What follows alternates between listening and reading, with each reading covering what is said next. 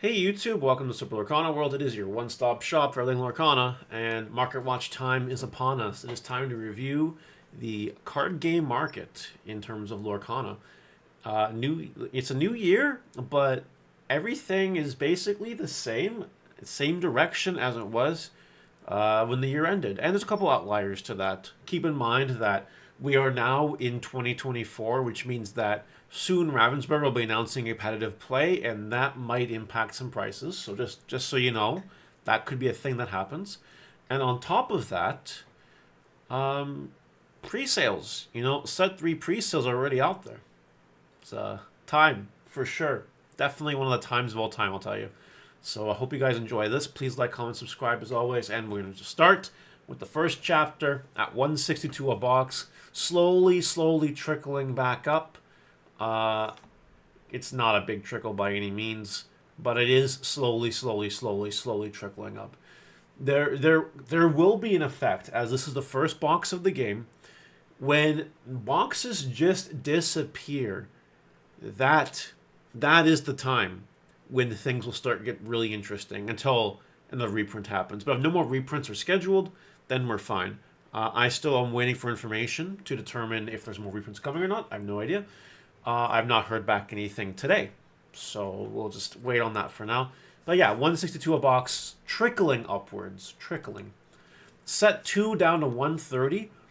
This just makes sense to me, and I'm sure there's going to be it'll be going a little bit more down because well, there's still boxes that's floating around. There are.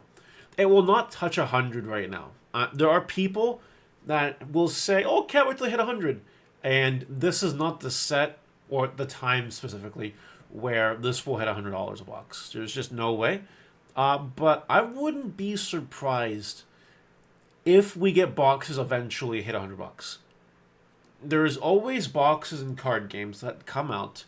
They start at retail, but then depending on demand and whatever, if the demand isn't there, they drop a lot. We've seen boxes in Digimon like lose half their value. We've seen boxes in Pokemon lose, a couple dozen dollars. Same with Yu-Gi-Oh! Like, we'll get $100 boxes eventually. I just don't think this is the time for it. Set 3 boxes are still on pre-sale. People are still buying them. Don't buy the pre-sales. You'll be able to get these for retail price when they come out. The production issues will not be such a big thing like they have been with Set 1. This will be retail. No worries. Just be careful. Don't get ripped off. There's a whole bunch of pre-sale talk we're going to do a little bit here, so just give it a second. Pete. Rip Pete. The lowest enchanted card ever, and still going down. What an absolute useless card. It feels so bad. But it's just going down. Poor Pete. Poor Pete. I'd get rid of it. I wouldn't hold on to this card. I think it's going to touch 50. That's my opinion. Tragic Hero Beast is the only legendary in the second set actually performing at $45, going up it looks like. And Maleficent here and Rapunzel are at $32. And if you're looking at other legendaries you want to kind of look at, Bluebell actually going up, actually seeing a resurgence. This is interesting because of all the hype and all that. And that, it makes sense when something is being hyped a lot by other people. This will affect the market. So if you have bells, I think you sell them now while they're up a little bit before they go back down, because they inevitably will. 4 dozen eggs is also going through a little bit of a spike right now, hitting $32. Again, this is not something that I would invest in.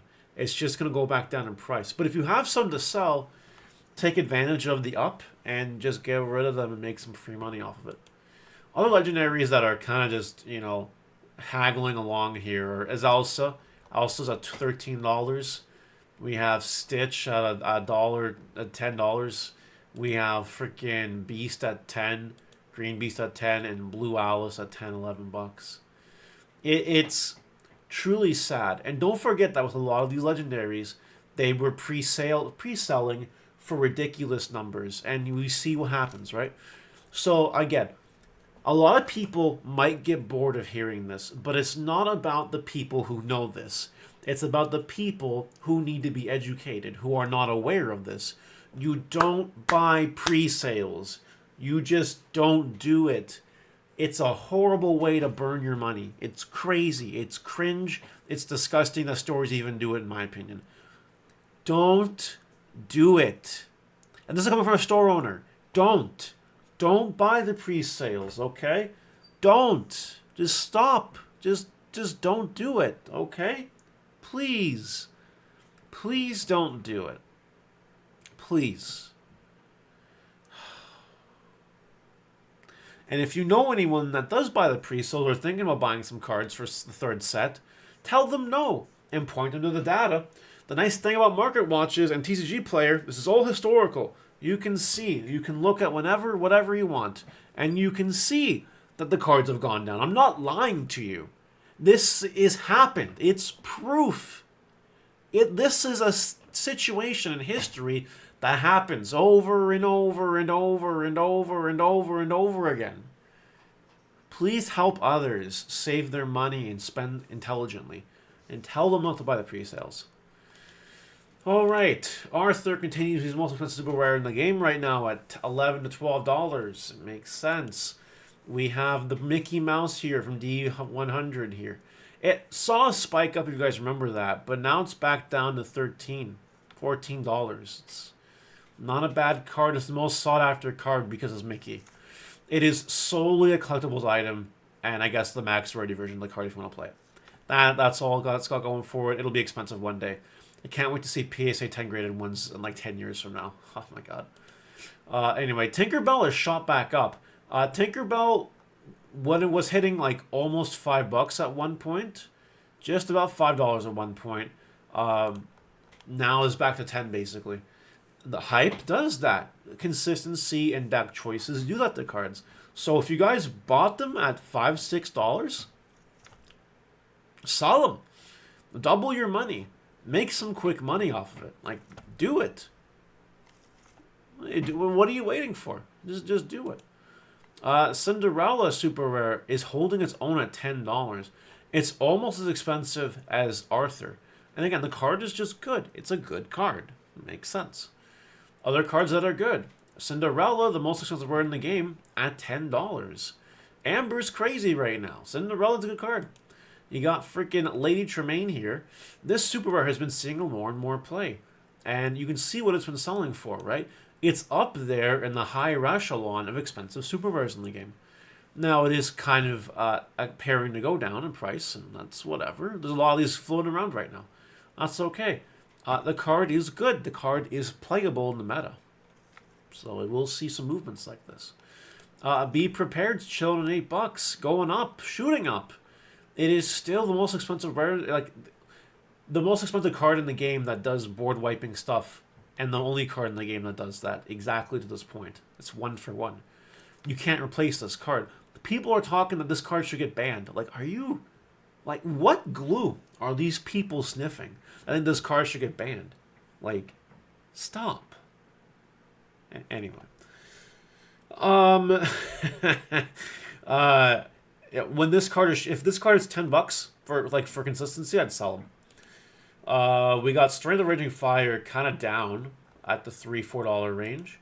We have Teeth of Ambition just chilling at $5. We have Sleepy's Flute, the same where it was last week, and Hey. Remember this promo card was like expensive, and I told you guys to not buy it. Well, now if you want it for your collection, this is a great time to buy it. Do it. Do it up. That's it. That's all I got for today's Market Watch. Let me know what you guys think in the comment section, and I will see you later. Bye!